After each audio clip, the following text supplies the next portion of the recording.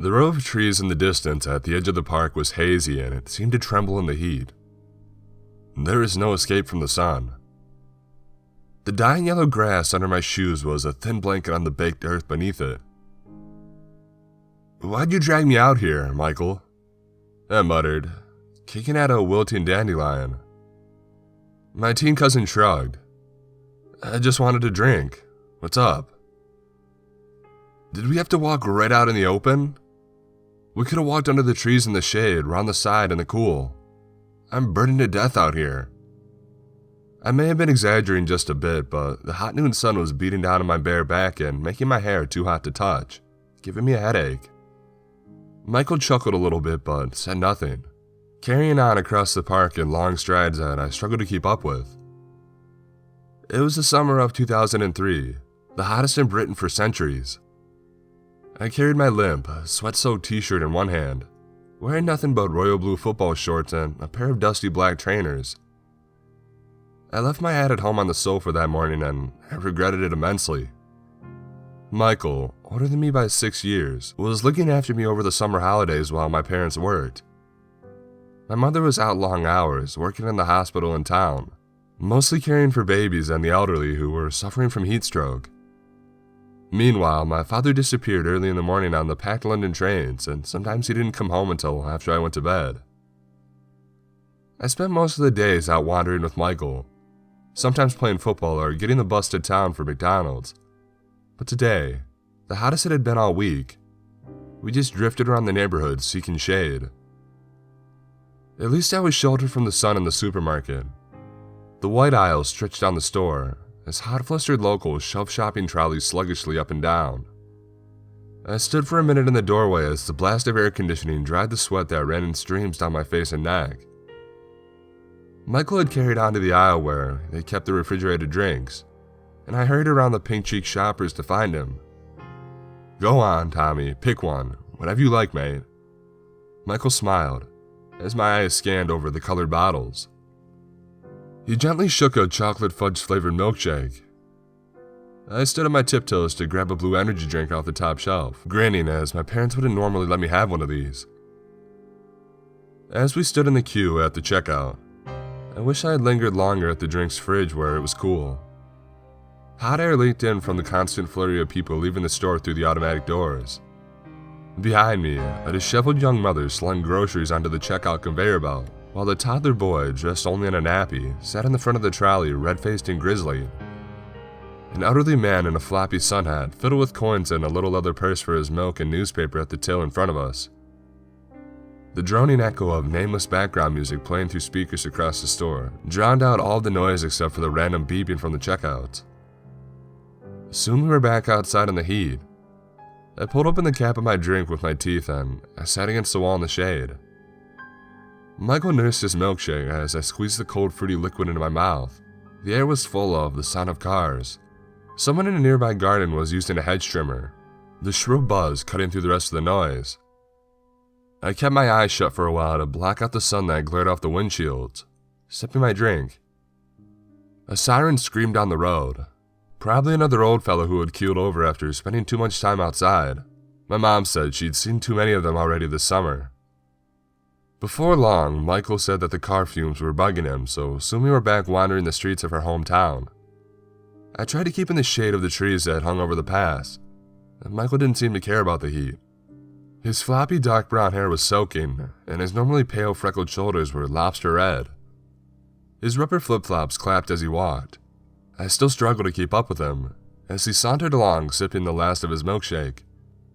I had finished off the last of my drink, and now I wished that I had rationed it more carefully. "Where are we even going?" I asked sulkily. The heat was beginning to make me irritable. "Can we go to the adventure playground?" "Them metal slides would be like sitting on a boiling kettle, mate. Rather you than me," laughed Michael, still a stride ahead of me. "But the swings might be alright. Or that big wooden frame. It'll be crawling with kids and all. You'd just get more hot running around anyways." I knew he was right and I was tired to argue, so I said nothing. "We could go down to the canal. It should be cooler down there," Michael suggested. "Whatever, yeah." I shrugged. I hoped he was right as we headed away from the houses and down towards the path that snaked away into the trees. I didn't care much for the canal. Sometimes I would ride my bike down the top path with Michael or my dad. If we cycled far enough though, we could get as far as the retail park on the outskirts of town by the football stadium to get a snack at the fried chicken shop. It was far too hot to go all that way today though. Michael and I chatted about whatever came to mind as we strolled on the pale dirt path with him later that evening. It wasn't much cooler than it was back in the neighborhood. A cool breeze occasionally came across over the water, but not as often as I would have liked. The thick leafy trees were too far back, behind a barbed wire fence on the side of the towpath, to offer much shade. He had just got burnt out too for his GameCube, and I was trying to convince him to let me play it later that afternoon. Even Michael was beginning to struggle, patting at his sweaty face and neck with his dirty polo shirt. The air smelt of dry grass from the nearby fields, and birds chirped in the trees and bushes, scattering as we walked. We hadn't walked far when the reeds and water plants became less thick on the bank.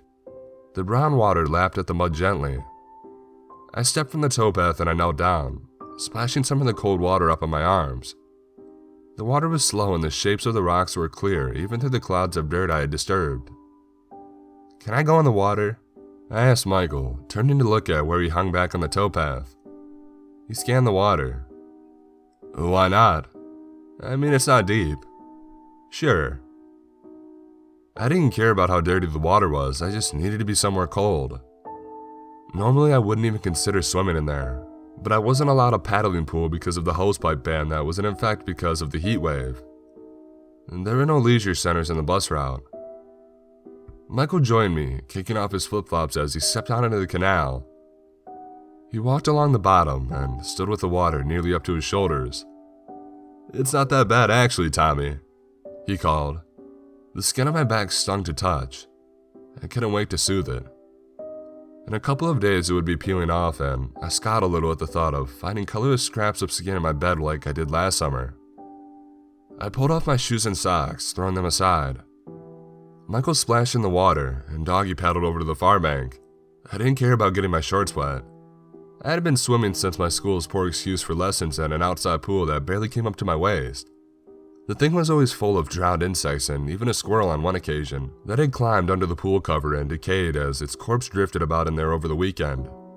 I usually skipped swimming class, though luckily I had learned to swim with my dad when I was younger. I slid myself into the chilly but refreshing water through the plants until my feet were on the slimy rocks below. After a while, Michael jogged off back to his home to pick up some old rope from the garage to make a swing. He lived close to where we had walked into the woods earlier that afternoon, so I knew he wouldn't be long. I was bored of paddling and I lay floating on my back, daydreaming as I looked up at the few thin clouds that broke the blue spread of sky. "That's no place for a wee boy," shouted a gruff voice. I shot back to a standing position with a splash and I spun around. A white-haired old man stood on the towpath, scowling like a carp, hands on his hips of his cargo shorts. I stared at him for a second. "It's not safe in there, son. You're not with an adult." "No, my cousin just went back to get something." I hurried over the bank, hauling myself out, and sat brushing bits of plants from my legs. The man looked up and down at me. "There's snakes in there," he warned. "Great big snakes that could swallow a little lad like you whole." I patted my feet dry with my socks. We never learned about snakes like that at school. Only the little grass snakes and diamondback adders, but they didn't live in water. "Snakes?" I questioned. "They'll grab you by your ankles and pull you down." He spoke like he was telling a story, gesturing wildly with his hands. "They'll squeeze all the air out of you and they'll make you for dinner." His face was stern, but there was a snigger in his voice. I wasn't convinced. I was small for my age, and maybe he thought I was young and naive enough to believe his warning. I didn't want any trouble, though. I pulled my damp socks on and I tugged my trainers onto my feet. "I'll keep out of the water, mister," I said, trying not to make eye contact with him. My cheeks burned like whenever I was told off at school or by my parents. "Good," he said with a cold smile and wandered away without another word. I watched as he turned a corner on the path beyond the trees and disappeared from sight. I heard Michael's flip-flops clapping along before I saw him. A blue coil of rope hung from his shoulder. "What are you doing sitting there like that? You tired?" he asked, looking down at me as I squatted on the bank, poking playfully at a water spider with a twig as it crawled around on the surface. "An old man came and told me off for being in the canal," I replied. A violet fly sat perched on a nearby reed that hung down and drooped into the water. Midges gathered in a thin cloud further out in front of a line of trees that stretched out as far as I could see along the waterside in both directions. "He said the snakes would eat me," I added. "Snakes?" Michael laughed, slinging the rope down on the grass. "There's no snakes in there. Where does this guy think he lives? Australia?" He kicked off his dusty flip-flops once again and climbed past me into the water, making the spiders shoot off under the bulrushes. He wandered to a spot adjacent to where a thick tree limb jutted out over the towpath. "You didn't believe him, did you?" Michael called as he looked down into the water, probably checking there weren't too many rocks. "No, of course I didn't. I'm not a baby," I protested, although I still hadn't gotten back in. I tossed the stick I was playing with into the canal and it drifted slowly down towards where Michael stood. "Anyway, this looks like a decent enough place for that swing. That is, if you're not too scared of the snakes getting you," he teased, splashing water up at me as he headed back towards the bank. "No way," I laughed back, pulling my shoes and socks off and chucking them aside. The rope swing hung motionless from the thick branch, just before the water's edge. A piece of broken wood made up the handle. "I'd better not jump off it," said Michael, tugging on the rope. "The water's not deep enough." "You should be okay though, Squirt." He messed up my wet hair with a grubby hand. We played about for another 20 minutes or so. Michael drifted about idly, a mix of doggy paddles and a breaststroke, before laying down on the bank with the can of Coke he'd brought back from his house. There was another one tucked in the reeds for me. No one disturbed us. Not a single dog walker or a cyclist. I floated around on the rope swing, letting go as I flew over the middle of the canal and dropping down into the water with a plop like a big pebble.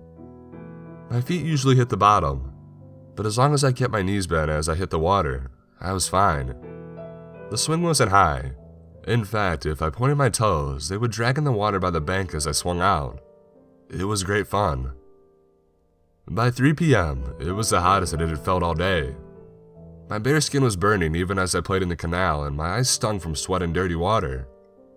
The sun had shifted its position so much that the shade once offered on the towpath was now non-existent. I swung out again, and my sweaty hands slipped from the smooth wood of the handle. I tumbled with a yelp into the water with a loud splash. I felt the hard points of rock dig into my ribs as my head cracked onto the floor of the canal. Pain shot from my wrist to my shoulder.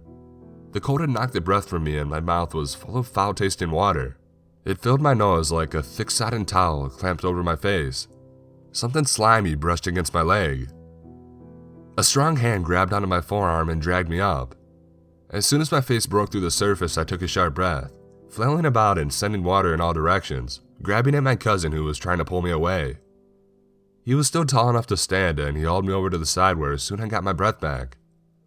I just slipped. My hands came off and I hit my head on the floor and, "Don't worry, man. It's okay. It was just an accident." Michael smiled, looking up at me with his soft brown eyes. He dabbed a spot of blood from my graze above my elbow with a wet finger. I admired his calmness. He had 3 red scrapes on his cheeks where my panicked hands had caught him.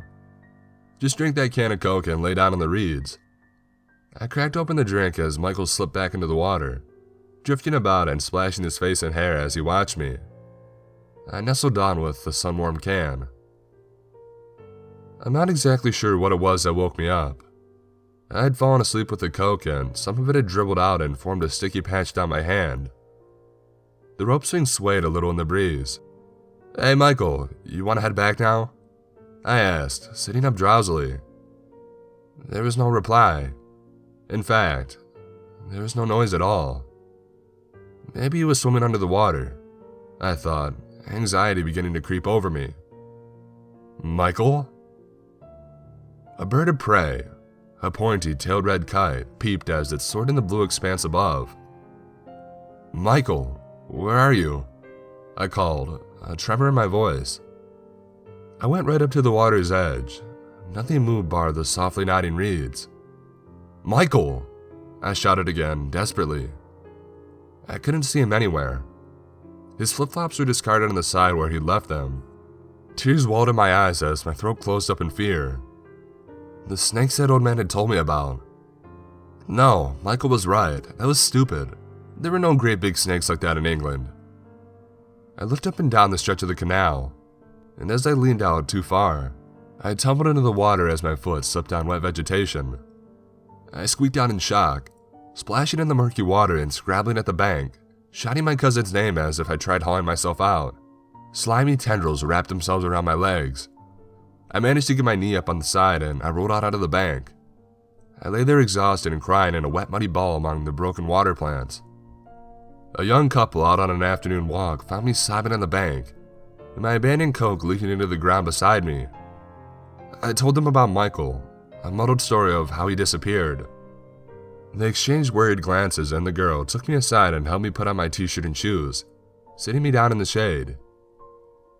The young man called the emergency services. I watched him through tear-blurred vision as he wandered up and down a few meters of the canal side, peering into the water and frowning. He stayed there on the phone, while the woman took me on the silent walk back to my aunt's house, where I was ushered upstairs. I curled up on the folding camp bed that I slept on when I stayed over, pulling my blanket over me despite the heat. I shoved my fingers in my ears as my aunt began to wail below. Screwing my eyes up tight, I tried hopelessly to convince myself that everything was fine. They found Michael later that evening. I heard the footsteps of the police officers thudding up and down the hall's wooden floor, along with the sound of quiet muffled conversation mixed with my aunt's heartbreaking cries. Wrapped in my blanket, I sat huddled at the top of my stairs listening to snippets of the conversation, out of sight of anyone in the hall. Michael's body was found floating among the plants a little further downstream, snagged on a fallen tree limb. Something about cold water shock, hypothermia, slippery rocks, the weeds underwater. One of the policemen said he would go upstairs to speak to the younger cousin about what had happened. I couldn't listen to it anymore. I slunk quickly back into my bedroom, discarding the blanket on the carpet. Michael's bed was unmade from the morning. A couple of his t-shirts and socks lay scattered across the floor.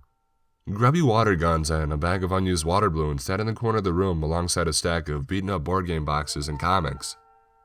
A pair of GameCube controllers lay in the middle of the room by two beanbag chairs, the copy of Burnout 2 propped up against the purple console.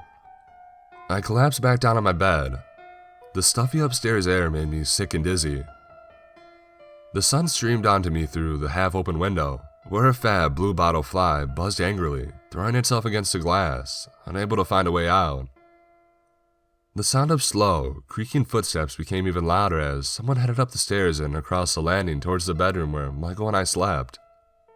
I turned over to face the wall and I began to cry.